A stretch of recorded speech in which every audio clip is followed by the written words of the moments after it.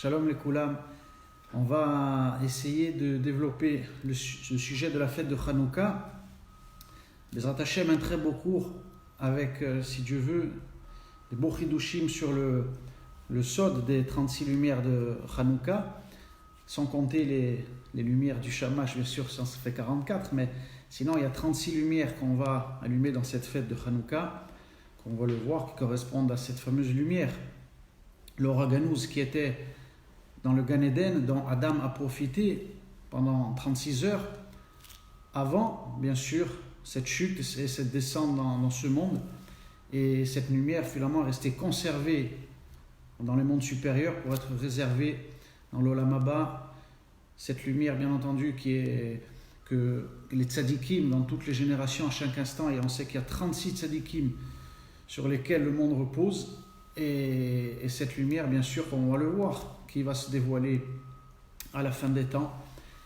Et on va voir quels sont, finalement, dans quels endroits on voit les enseignements de ce Or HaGanuz et à un niveau, finalement, à notre compréhension, comment elle se dévoile. Avant de développer le sujet des 36 lumières de Hanouka, de cette lumière du Or HaGanuz, on va voir quand même un côté intéressant par rapport à, on va dire entre guillemets, à l'Achik, et le minag des kabbalistes, des Mekoubalim sur l'allumage de la Hanouka, qui est très intéressant, que je veux partager avec vous. Il faut savoir que les Mekoubalim, les kabbalistes, allument la Hanoukia, non pas on va dire, à Tzeta Kochavim, comme on peut le voir dans beaucoup d'avis, dans Shulchan Arour, même le Ben Ish Chai parle de Tzeta Kochavim. Mais les Mekoubalim s'appuient, bien entendu, sur le Harizal, et le dévoilement des secrets de la Torah, et viennent nous enseigner qu'il est bien d'allumer la Hanoukia, non pas à Tzeta Kochavim, mais on va dire 10 minutes avant, c'est-à-dire que, un petit peu à la fin de la Shkia, 10 minutes, un quart d'heure avant que Tzeta Kochavim rentre. Pour quelle raison les Mekoubalim allument la Hanoukia à ce moment-là? Il y a un très beau enseignement qui montre que savoir que cet allumage de la Hanoukia symbolise le fait d'allumer la lumière dans les endroits les plus obscurs de ce monde, de repousser l'obscurité, et pour ne pas finalement attendre et laisser l'obscurité descendre et nous envelopper, eh bien les kabbalistes allument avant pour avoir ce mérite de faire l'acte, de faire arriver la lumière avant que l'obscurité et que le rocher, que la lumière et toutes les forces qui représentent l'obscurité viennent dans ce monde. On n'attend pas de se retrouver finalement dans cette situation, mais on prend l'initiative d'agir avant l'obscurité, avant l'exil, et on fait rentrer la lumière avant pour que l'obscurité soit repoussée de manière encore plus forte. Donc c'est un minag que je voulais vous rapporter, du même que je fais moi, avec mon humble niveau, que je fais tous les ans. C'est comme ça que j'allume la Hanoukia, parce que je trouve vraiment que le sens profond de cet allumage qui vient un petit peu avant de Tzeta Kochavim est magnifique.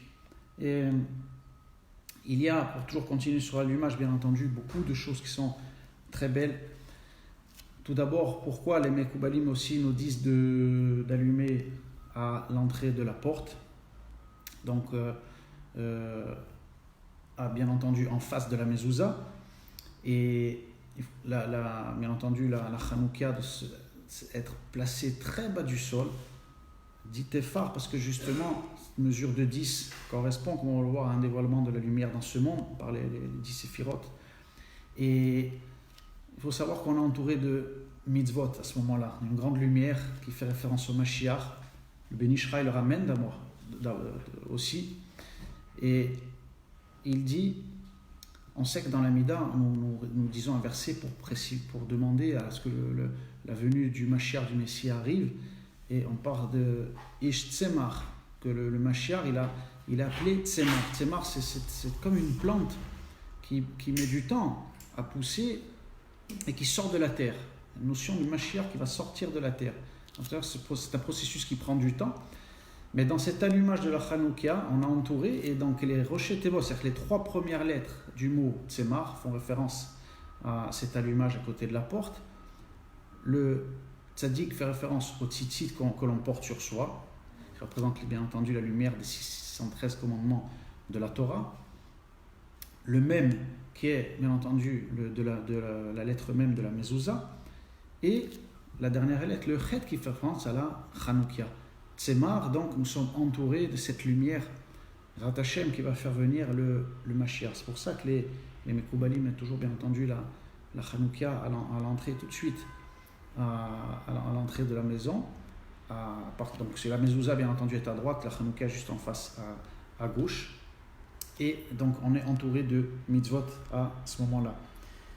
Il y a, pour rentrer, parce que ce sont des kavanotes qui sont très complexes après dans le développement, mais il faut savoir bien entendu que lorsque on allume la Chanoukia, cet acte, pour faire de manière quand même assez simple, pour expliquer le fait justement de faire descendre, pour que la Chanoukia est basse, le fait de descendre, ça symbolise la lumière divine qui vient du plus haut niveau, du Olam Elyon, de l'infini béni soit-il, qui va descendre, éclairer et se dévoiler dans ce monde. C'est pour ça qu'il y a ce geste de descendre vers le bas pour allumer la Chanoukia, c'est très important, parce qu'il y a toute la symbolique de prendre les lumières divines et les faire descendre dans ce monde à travers la symbolique de cet allumage. Et donc, sans pour rentrer dans les combinaisons de noms divins, etc., parce que finalement, de manière très simple, c'est la lumière à travers les 10 sphérotes qui descend à ce moment-là. Et la deuxième racha que nous disons après les Adlik Ner Chanouka, qui est Sha'asanissim. Sha'asanissim, les Mekoubalim nous enseignent qu'il y a aussi justement, par le fait de cet allumage, dans le mot Sha'asanissim, eh bien, il y a un secret qui vient nous enseigner qu'il y a, par cet allumage, la transformation de la nature, et donc la nature qui est liée au chiffre 7, à la notion du nom Elohim. Là, cette fois-ci, comme on va voir Hanouka est lié au chiffre 8, le chiffre qui transcende la nature, eh bien, par cette deuxième racha, on vient avec la kavana de vouloir faire descendre le divin dans ce monde et de faire un S qui transforme la nature et qui finalement fait descendre l'infini dans ce qui est fini. Et maintenant, on a vu cette partie importante. Il faut savoir, juste pour terminer, au niveau de l'allumage, que les kabbalistes disent la première, c'est au moment où ils terminent la bracha, qu'ils disent l'adlik ner Chanouka, qu'ils vont allumer. Et ensuite, ils diront les deux autres brachas. Le premier soir qui sont Sha'asanissim et Shechianu.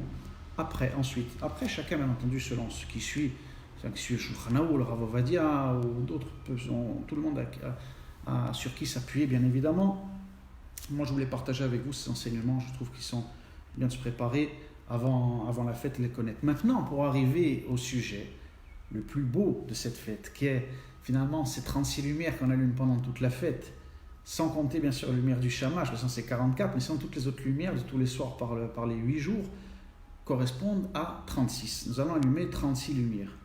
Maintenant, on va voir à quoi correspond ce 36. Alors, bien sûr qu'on a entendu beaucoup de cours et qu'on nous rapporte que c'est cette lumière du Or HaGanuz, par laquelle, comme on a vu au début du cours, Adam Arishon a profité pendant 36 heures et ensuite, bien entendu, après la faute, après ce que le monde soit descendu et dégringolé, et pour arriver jusqu'ici, ce qu'on appelle Olam Anekudim, le monde des points, de la pluralité, cette lumière elle n'est pas descendue, parce que, bien entendu, pour des raisons très profondes, parce qu'il fallait qu'elle soit protégée, parce que c'était un cheminement qui devait être très très long pendant ce cycle, ces Shemittot qui sont de 7000 ans, bien sûr, de 6000 ans pour arriver au Mashiach. Il devait y avoir bien entendu beaucoup de chutes, d'épreuves, de difficultés et de souffrances dans ce monde. Donc il fallait que cette lumière soit protégée. Elle ne pouvait pas bien sûr se dévoiler tout de suite. Donc qu'est-ce qui se passe? Nous vient nous révéler le Zohar quand il y a justement une faute et une chute. Cette lumière revient vers l'eau, elle est protégée. Comment ensuite elle va redescendre cette lumière? Alors déjà on nous dit que dans toutes les générations, en attendant bien entendu le dévoilement final, il y a toujours 36 tzadikim qui, à chaque instant où on parle, possèdent cette lumière en potentialité, et par eux, par le mérite qu'ils ont, le monde tient. Tzadik, comme on dit, Yesod Olam, le tzadik est le pilier sur lequel repose le monde. Et donc cette lumière, cette tzadikim la possède, et jusqu'au dévoilement du Mashiach, comme on va le voir. Alors qu'est-ce qu'elle symbolise finalement, cette fameuse lumière de Or HaGanuz? Comment on va la comprendre, nous, dans la réalité, à quoi elle correspond? Et on va voir là des enseignements extraordinaires pour comprendre plus en profondeur cette notion de 36, cette fameuse lumière qui était dans le Gan Eden. Il y a tout d'abord, c'est vrai, dans le Talmud, nos sages nous révèlent, dans Maseret Nida, le fameux épisode de l'enfant aussi, qui est dans le fœtus et qui est dans le ventre de sa mère et qui reçoit à ce moment-là aussi cette lumière de la Torah, de tout, et ensuite qui disparaît au moment de la naissance. On dit qu'avec un malachim qui vient lui mettre le doigt devant la bouche, fait référence aussi à cette lumière du Organous, c'est-à-dire que la potentialité reçue par chaque juif dans son ADN de toute la Torah, et ensuite, justement, pour ne pas lui enlever un mérite, il devra lui-même faire teshuva et revenir à cette source qui est au plus profond de lui-même, à cette lumière, et la dévoiler dans ce monde. Le 36, comme on va le voir, vous savez que les kabbalistes ont un système, non seulement ils s'appuient sur la gematria, parce que chaque lettre, chaque mot en hébreu a une valeur numérique, mais ensuite, par exemple, par rapport à un chiffre, ils additionnent aussi les deux chiffres. Par exemple, sur le chiffre 36, les Mekoubalim, par exemple, vont voir que ce chiffre 3 plus 6 va donner 9. Et 9, justement, fait référence à l'avant-dernière sphère de l'arbre séphirotique, qui est la sphira du Yesod, qui est attribuée à Yosef Hatzadik. On va le voir, qui est au niveau du corps humain, au niveau de la Brit Mila. Donc c'est la séphira qui va faire le lien, qui reçoit le tout, d'abord toutes les lumières, parce qu'elle appelait le Yesod le fondement, elle reçoit le tout, elle est masculine, et celle qui va alimenter ce monde, qui va faire descendre dans la Malchut, dans ce monde, les valeurs divines.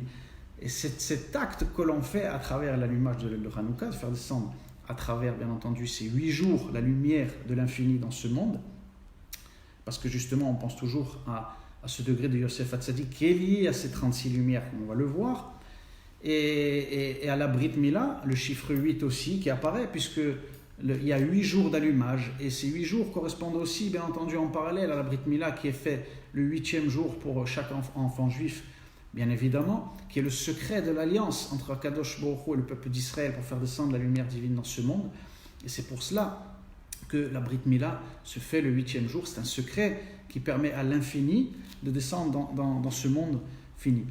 Regardez maintenant différentes choses qui vont nous apporter. C'est là où on va voir les rattachés, mais les plus belles choses qui sont par rapport au chiffre 36 et comment il se dévoile finalement. Est-ce que c'est au niveau individuel? Est-ce que c'est au niveau collectif? Qu'est-ce qu'il faut pour qu'il se dévoile ce 36? Regardez ce que va nous dire tout d'abord le Zohar par rapport à Rachel. Il faut savoir que Rachel Imenu, est morte justement à 36 ans, après qu'elle a eu Binyamin. Un épisode, c'est dans la dernière paracha là, qu'on a vu de Vayetse et Vaishlav, et là nous sommes dans Vayeshev. Donc il y a cet épisode quand Yaakov est chez Lavan, et donc la Torah nous dit que, et surtout le Zohar va expliquer pourquoi, Rachel justement va mourir à 36 ans. 36 ans comme ce chiffre 36 qui est lié à la fête de Hanouka et à cette lumière du Oraganus. Pourquoi 36? Regardez, là, c'est là on va rentrer dans la compréhension des Ratachem et le secret de ce chiffre 36. Le Zohar vient nous dire, parce que à ce moment-là, Rachel a donné naissance à Binyamin, donc après Yosef aussi, qui est lié bien entendu à Binyamin. Binyamin va être le seul enfant de tous les tribus à naître en terre d'Israël. Et à ce moment-là, qu'est-ce qui se passe? Rachel a fini le tikkun, la réparation, elle a réussi à faire descendre dans ce monde Yosef et Binyamin, par lesquels vont passer cette lumière, ce chiffre 36 d'Oragano, cette lumière qu'il y avait dans le Gan Eden, qui va être réservée pour le dévoilement du Mashiach. Binyamin, on sait en plus que par rapport à son nom aussi, lui, le territoire de Binyamin, c'est là où le temple va être construit, etc. Donc c'est finalement la Géoula, la fin des jours et le dévoilement avec Mashiach à notre tête des valeurs divines dans ce monde. Donc on voit que par rapport aussi à ce Organous, le Organous ne peut se dévoiler avec la notion encore une fois de plus de Eretz Israël et du retour du peuple juif sur sa terre. Sinon cette lumière était en attente, elle était d'une manière stérile, elle ne pouvait se dévoiler bien entendu dans le monde de l'exil qui est le monde de l'éparpillement, qui est le Olam Anekudim, comme on va le développer, on va voir avec le Ramchal. Et dans l'éparpillement, cette lumière ne pouvait pas descendre. Le Kéli ne pouvait pas supporter, c'est exactement ce qui s'est passé dans ce qu'on appelle la brisure des vases. Avant, il y a déjà eu ce processus qui s'est passé dans le monde supérieur lorsque le Harizal nous explique qu'il y a eu Jvirat HaKelim, la brisure des vases. C'est-à-dire que la lumière était tellement puissante que les kélim, le réceptacle ne peut pas la contenir, et tout ça s'est explosé dans ce qu'on appelle le Olam HaNikudim, le monde des points.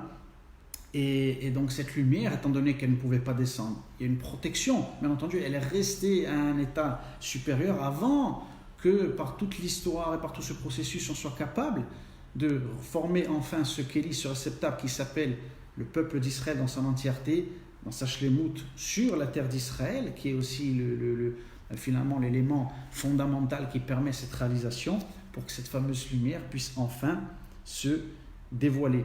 Rachel, ce n'est pas un hasard justement que tout ce qu'on a dit, elle est morte à 36 ans, c'est pas un hasard qu'elle soit enterrée justement à Bethléem, parce que Bethléem c'est là où va naître le roi David, et de là aussi que va sortir le Mashiach. C'est bien pour cette raison-là, parce qu'elle fait le lien, Rachel, étant donné que c'est elle, on dit Rachel est le degré de l'extériorité, celle qui va permettre le dévoilement visible du peuple juif sur sa terre, elle a la partie dévoilée, et elle va permettre, c'est elle qui va porter justement les kélim à travers son fils Yosef et Binyamin, pour que le peuple juif revienne sur sa terre. Et d'ailleurs, le Midrash nous dit que c'est par les pleurs de Rachel Imenu, parce que pourquoi Rachel a été enterrée à Bethléem, parce que lorsque elle savait en prophétie, et surtout Yaakov, que lorsque les enfants d'Israël devaient partir dans le premier exil de Babylone, au moment donné où elle devait les voir passer sur cette route, c'est là qu'elle a pleuré, et par ses pleurs, par son mérite, Hachem a exaucé la prière de Rachel, et il a dit, par tes pleurs et par tout ce que tu as fait, les enfants d'Israël, par ton mérite, les enfants d'Israël vont revenir sur la terre d'Israël. Extraordinaire. Donc on voit finalement pour ce chiffre 36 à quoi il correspond. Et là finalement on voit quelque chose de très beau en parallèle aussi. Combien de jours on nous dit Moshe Rabbeinu a mis pour écrire le Sefer Devarim, qui est le dernier livre de la Torah, il a mis 36 jours. 36 jours, pourquoi ? Le Sefer Devarim, qu'on voit le dernier, qui est le livre de la Torah, est le livre finalement de la finalisation, de la réalisation.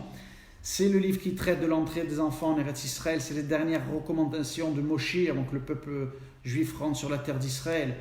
Et d'ailleurs, regardez ce que le Zohar de Rabbi Shimon Bar Yochai vient nous dire, que pourquoi dans la paracha de Devarim, Moshe, lorsqu'il s'adresse aux enfants d'Israël, il leur dit « Hashem Elohechem ».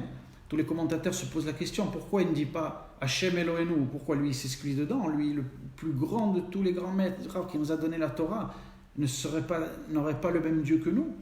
C'est là que c'est le Rabbi Shimon Bar Yochai qui vient nous éclairer, qui nous dit quelque chose d'extraordinaire. Moshe, tellement son niveau de prophétie était grand, savait que les enfants d'Israël, en rentrant sur la terre d'Israël, devaient avoir un niveau et devaient être connectés à la vraie source divine, encore plus que lui qui restait en dehors, qui n'a pas pu rentrer. C'est pour ça qu'il leur dit par humilité, Hashem Elohechem, votre Dieu, parce que vous allez rentrer en Israël, vous allez avoir un dévoilement infini que même moi qui suis en dehors, je n'aurai pas. Incroyable, quand on entend ça, on a la chair de poule tellement c'est beau. Et Moshe Rabbeinu, donc qui sait, lui qui ne va pas rentrer en Eretz Israël, qui sait le mérite qu'on va avoir les enfants d'Israël à être ici, il leur dit Hashem Elohechem, moi je ne suis même pas inclus dedans, et c'est de là que la fameuse Gemara dans Ketubot à la page 110 vient nous dire que celui qui est en dehors de la terre d'Israël, c'est comme s'il n'avait pas de Dieu. C'est de cet enseignement, bien entendu, de la Torah, surtout du Zohar qu'a dévoilé Rabbi Shimon Bar Yochai, que la Gemara vient nous dire cela. Et on voit à quel point, finalement, cette lumière qu'on va allumer à Hanouka, cette lumière qui va repousser tout l'exil, eh bien, cette lumière qui peut repousser l'obscurité, ne peut se faire, ne peut se réaliser et ne peut se dévoiler que lorsque le peuple juif revient sur sa terre. Et là, seulement là, nous avons les kélim pour recevoir cette magnifique lumière et la dévoiler dans le monde et repousser toute cette obscurité. Voilà, je crois qu'on a tout vu, Baruch Hashem, ou du moins pas mal de choses avant cette fête de Hanouka, que Akadosh Baruch Hu nous éclaire et nous permette chacun dans nos foyers de faire descendre cette lumière extraordinaire, d'avoir cette pensée qu'on a la chance. Quel mérite on peut avoir, chacun de nous, à notre humble niveau, d'être ici en Israël. On se rend compte, vous vous rendez compte ce qu'a dit Moshe. Donc il faut penser vraiment à chaque soir de l'allumage qu'on est capable, parce que maintenant, on est tous revenus sur la terre d'Israël et on fait donc l'unité, et il n'y a plus cet éparpillement terrible de l'exil, cette dispersion, et tous les courants du judaïsme et du peuple juif se rassemblent ici. Et il n'y a justement que comme ça on peut s'entendre, qu'on peut arriver à une unité. Ici, aujourd'hui, comme nous sommes en terre d'Israël, on est obligé d'être ensemble, de discuter et finalement de respecter chacun. On est obligé, le Breslev est obligé de s'asseoir avec le Chabad est obligé de s'asseoir avec le Séphard est obligé de discuter avec l'Ashkenaz. On est tous ici et chacun dévoile ce qui doit dévoiler sa lumière au sein de la structure entière qui est le peuple d'Israël sur sa terre au niveau de la nation. Et là, la lumière sera la plus forte, la plus grande, cette lumière du Horaganouz qui fera Bezrat Hashem avec le mérite de tous les enfants d'Israël qui sont ici par ce mérite. Le fait de venir en terre d'Israël aujourd'hui, c'est le même acte que font les Mekoubalim, c'est-à-dire ne pas attendre au dernier moment que Mashiach se dévoile et que ce ne soit pas par notre mérite comme c'est rapporté dans Maseret Sanhedrin, mais par notre propre action. On prend les choses en main, on allume avant que l'obscurité, avant que la nuit tombe, et on a ce mérite de voir Bezrat Hashem, le Mashiach se dévoiler dans notre génération. À toutes et à tous, Chag Sameach, Shabbat Shalom, et à très très bientôt.